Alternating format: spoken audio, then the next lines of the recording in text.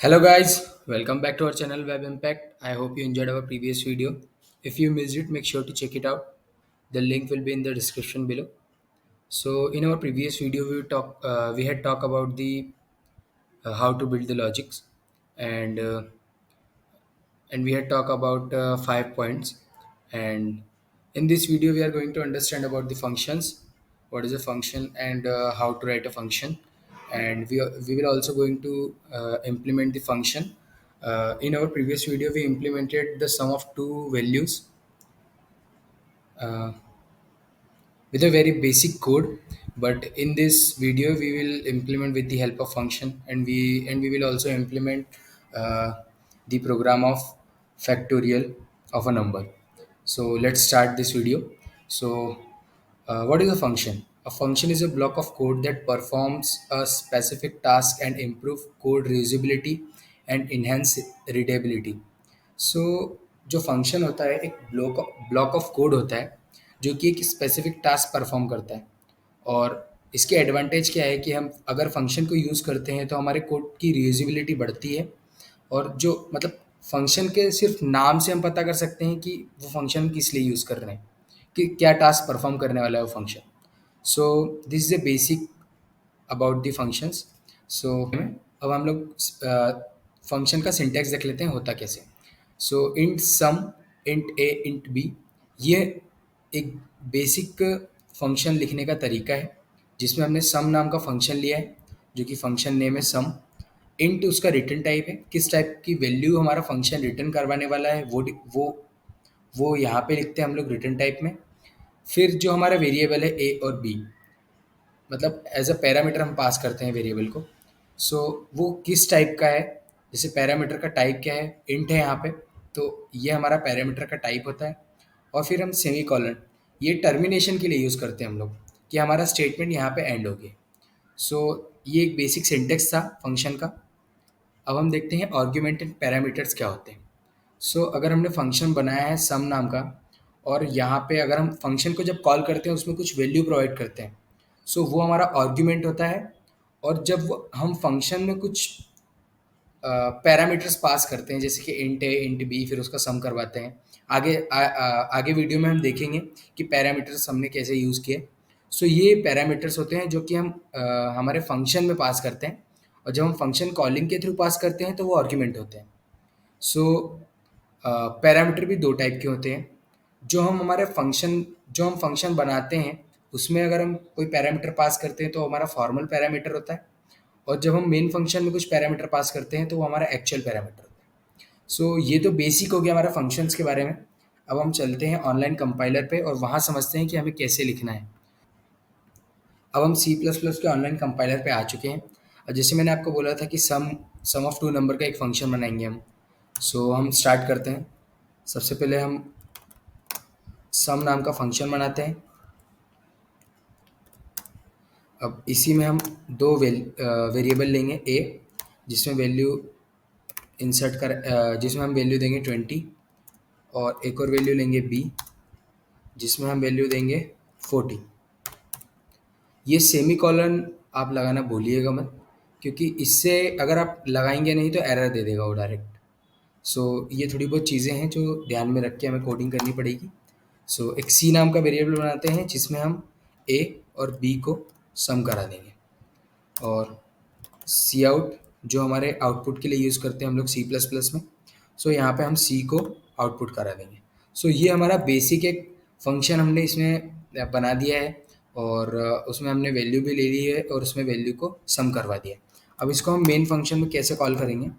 सो ये हमारा main function हो गया।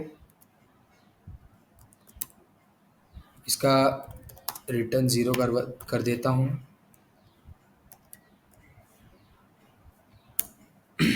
अब हम सम नाम के फंक्शन को कॉल करते हैं।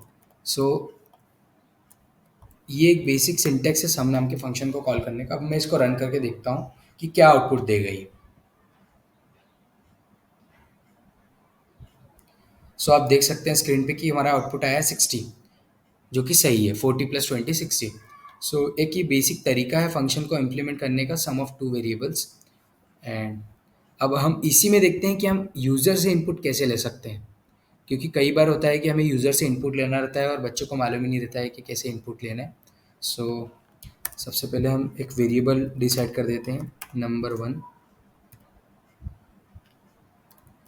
नंबर 2,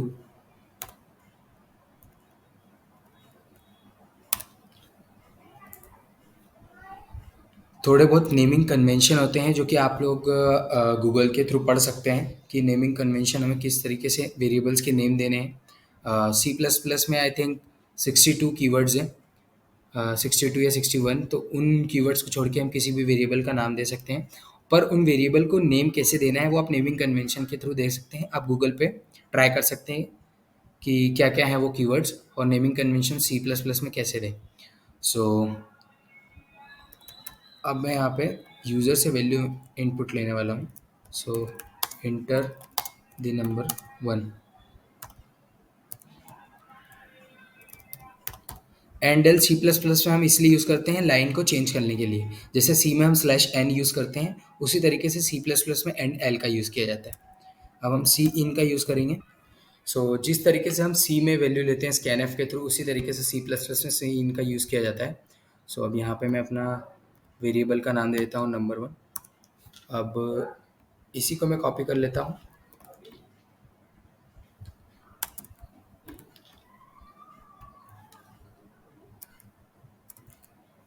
क्योंकि हमें 2 नंबर का सम करवाना है, तो 2 नंबर ले लिया हम लोगों ने। फिर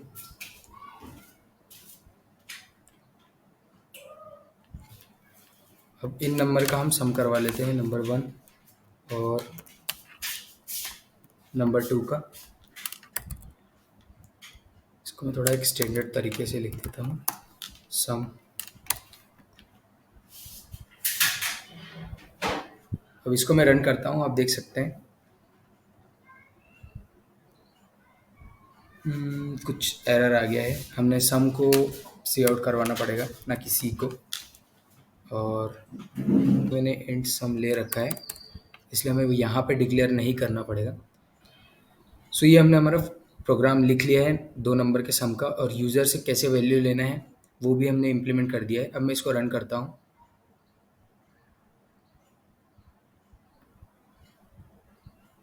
अब हम इनपुट देते हैं इसमें, तो 20 और 30 का सम देखते हैं क्या आता है। तो आप स्क्रीन पे देख सकते हैं 50 आ रहा है। सो इस तरीके से हम यूज़र से वैल्यू लेकर भी 2 नंबर का सम कर सकते हैं। और फॉर एग्जांपल अगर हमें यही वैल्यू मेन फंक्शन में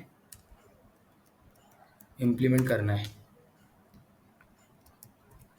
कि हम मेन फंक्शन में इसको यहाँ पे रखें और नंबर 1 और नंबर 2 को यहाँ पे पास करें।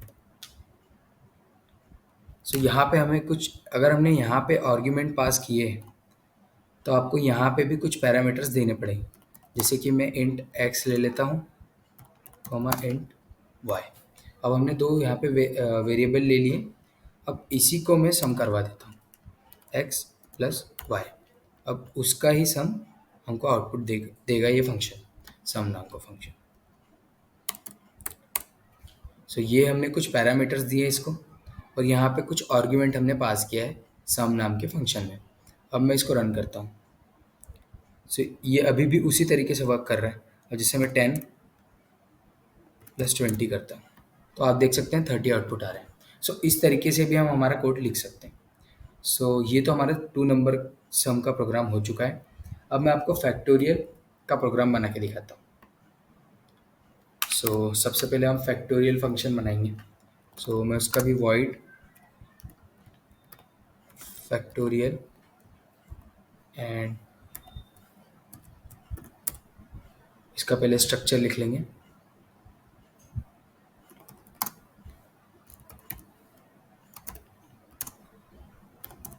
हमने एक फैक्ट नाम का वेरिएबल बनाया है जिसमें वैल्यू 1 दिया है। ये वैल्यू 1 क्यों दिया है ये अभी मैं आपको आगे समझाऊंगा। और फिर इसमें हम फॉर लूप का यूज़ करेंगे और int i equals to 1, i less than equals to number तक चलेगा लूप, और फिर इसको आई प्लस प्लस कर देंगे। फिर अब हमें fact is equals to fact into I, ये एक फार्मूला है जिसकी हेल्प से हम फैक्टोरियल निकालेंगे। फिर इसको ही हम प्रिंट करवा लेते हैं। ये हमारा एक फैक्टोरियल नाम का फंक्शन बनाया हमने, जिसमें कि एक फैक्ट वेरिएबल बनाया, फॉर लूप का यूज़ करा क्योंकि हमको वैल्यू बार बार मल्टीप्लाई करवाना पड़ेगा। इसको आप ड्राई रन करके भी देख सकते हैं कि इस तरीके से ये वर्क कर रहा है। अब मैं यहाँ पे एक इंट नंबर नाम का वेरिएबल पास करूँगा। अब मैं वो क्यों कर रहा हूँ मैं आपको ये एक्सप्लेन करूँगा कोड लिखने के बाद। अब मैं मेन फंक्शन बना लेता हूँ अपना। अब उसमें मैं एक इंट नंबर नाम का वेरिएबल बनाऊंगा जो कि एक्चुअल यूज़र पास करेगा उसमें। सी आउट लिया मैंने, एंटर द नंबर।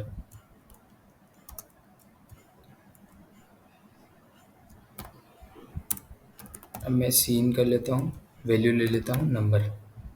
अब मैं इसी नंबर को हमारे फैक्टोरियल फंक्शन में पास कर देता हूँ।